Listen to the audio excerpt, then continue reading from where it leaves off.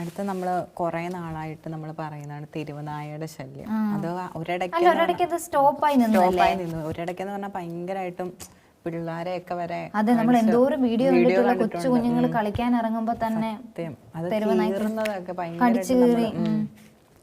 അപ്പം ശൗര്യം തീരാതെ നായ്ക്കൾ കടിയിൽ പുളഞ്ഞ ജനം. ഏത് നിമിഷവും കുരച്ചു ചാടി വീഴാം. കൂട്ടമായിട്ടാണെങ്കിൽ പിന്നെ രക്ഷയില്ല. കടിയിൽ പുളയാനാണ് പാവം ജനത്തിന്റെ വിധി. തെരുവുനായ ശല്യത്തിൽ വശം കെട്ട് പ്രഭാത സവാരി ഉപേക്ഷിച്ച ചങ്ങനാശ്ശേരി സ്വദേശി സുരേഷിന്റെ വാക്കുകളാണിത്. ഇതൊരാളുടെ അനുഭവമല്ല. തെരുവുനായ്ക്കളുടെ എണ്ണം നിയന്ത്രിക്കുന്നതിനും പേവിഷബാധ ഉന്മൂലനം ചെയ്യുന്നതിനും ജില്ലാ ഭരണകൂടം വിപുലമായ പദ്ധതികൾ തയ്യാറാക്കിയിട്ടും ഒന്നും ഫലം കാണുന്നില്ല. രാത്രിയെന്നോ പകലെന്നോ വ്യത്യാസമില്ലാതെ നൂറുകണക്കിന് നായ്ക്കളാണ് അലഞ്ഞു നടക്കുന്നത്.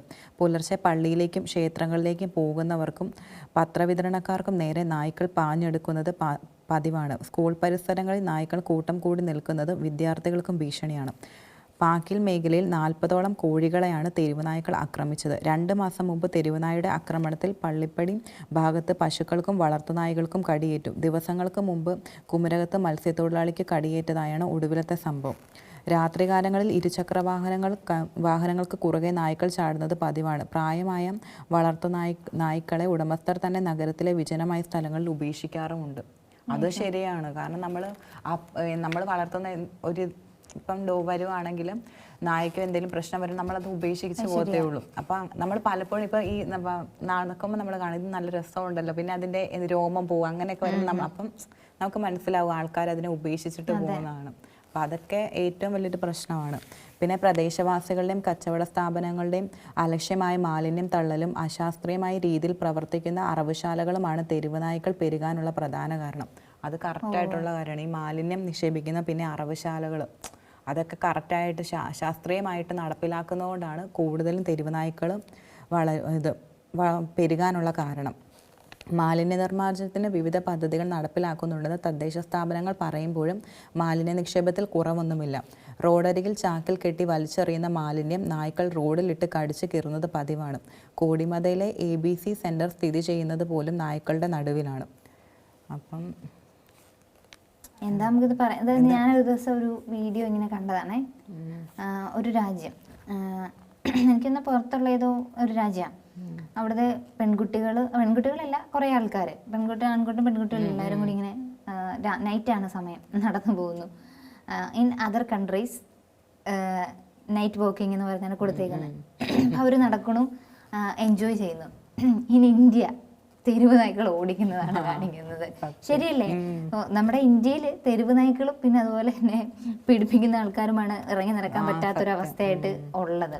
അപ്പം അതുപോലെ തന്നെ നമ്മൾ കുറേ കണ്ടിട്ടുള്ളതാണ് ഈ തെരുവ് നായ്ക്കൾ കൊച്ചു കുഞ്ഞുങ്ങളെ മുതൽ പ്രായമായവരെ ഒരുപാട് പേരെയൊക്കെ കടിച്ച് കീറുന്നത് നമ്മൾ കണ്ടത്. അതായത് വീട് മുറ്റത്ത് നിന്ന് കളിച്ചുകൊണ്ടിരുന്ന കുഞ്ഞിനെ വരെ വന്ന് കടിക്കുന്ന സംഭവം, അതായത് കൂട്ടത്തോടെ വന്ന് ആക്രമിക്കുന്ന സംഭവം നമ്മൾ കണ്ടിട്ടുള്ളതാണ്. അപ്പം അന്ന് അതെന്ന് വെച്ചാൽ ഒരു 2-3 മാസങ്ങൾ മുമ്പ് ഭയങ്കരമായിരുന്നു. തെരുവ് നായ്ക്കളുടെ ന്യൂസ് മാത്രമേ ഉള്ളായിരുന്നു. പക്ഷെ അതൊരു കുറച്ച് നാളത്തേക്ക് അതൊന്ന് കെട്ടിരുന്നതാ. അപ്പൊ വീണ്ടും തെരുവ് നായ്ക്കളുടെ ശല്യം വന്നിരിക്കുക. അത് നമ്മൾ തന്നെയാണ് ഈ തെരുവ് നായ്ക്കളെ ഉണ്ടാക്കിയെടുക്കുന്നത്. കാരണം നമ്മൾ വീട്ടിൽ വളർത്തുന്ന നായ്ക്കൾക്ക് എന്തെങ്കിലും ഒരു അസുഖം വന്നാൽ അവർക്ക് ചികിത്സിക്കാൻ മാർഗങ്ങളുണ്ട്. അവർക്ക് പിന്നെ മൃഗ ഡോക്ടർമാരുണ്ടല്ലോ, അവിടെ കൊണ്ട് കാണിക്കാവുന്നതേ ഉള്ളൂ. പക്ഷെ നമ്മൾ എന്തെങ്കിലും ഒരു അസുഖം വന്നാൽ നമ്മൾ ഉടനെ കൊണ്ട് ഉപേക്ഷിക്കുകയാണ് ചെയ്യുന്നത്. ഇപ്പൊ പട്ടിയായാലും പൂച്ചയായാലും നമ്മൾ അങ്ങനെ ചെയ്യുന്നത്.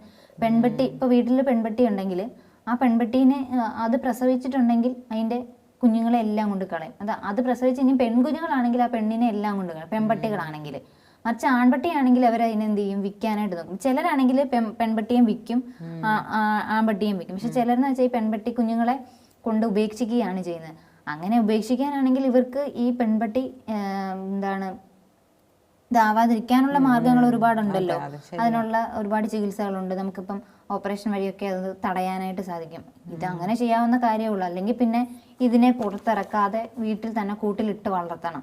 ഇത് പ്രസവിച്ചു കഴിഞ്ഞാൽ അതിനെ കൊണ്ട് ഇങ്ങനെ നമ്മൾ കളയുന്ന ഓരോ പട്ടിക്കുഞ്ഞുങ്ങളുമാണ് വളർന്നു വന്ന് തെരുവ് നായ്ക്കളായിട്ട്. അതായത് അവർക്ക് ഭക്ഷണം കിട്ടുന്നില്ല എന്നുള്ളൊരു സിറ്റുവേഷൻ വരുമ്പോൾ അവർ ആക്രമിക്കുന്നു.